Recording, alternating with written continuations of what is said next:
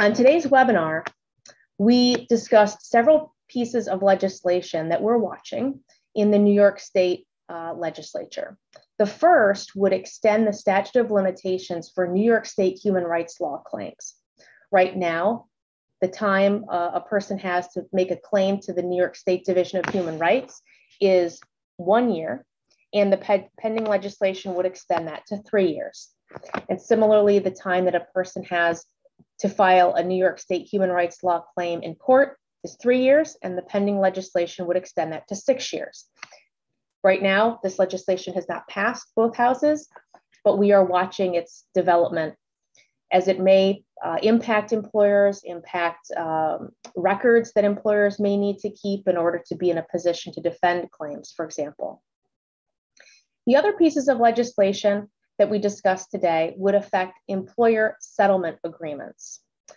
One piece of legislation would prohibit no rehire clauses. So these are the provisions in a settlement agreement where a plaintiff or a complainant agrees that they will not seek future employment with the employer and that they won't make a claim in the future if they're not hired.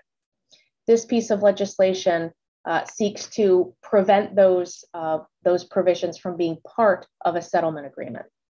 The other is a piece of legislation that would prohibit settlement agreements from having any kind of financial penalty on a plaintiff or a complainant who opts to speak about their experiences of discrimination or harassment or retaliation in the workplace. Very often, settlement agreements made after an employee has made a claim will include some kind of provision like this, that the plaintiff or complainant has to pay back a portion of the settlement proceeds or pay some other kind of a damage to the employer in the event that they breach a non-disclosure agreement that is in the settlement agreement and to which the plaintiff or complainant agreed as part of the negotiation process. This piece of legislation would state that those provisions cannot be in a settlement agreement, at least cannot be in a settlement agreement where the employer seeks a release and waiver of claims from the plaintiff or the complainant. And of course, almost all agreements are going to have such a waiver and release provision in them.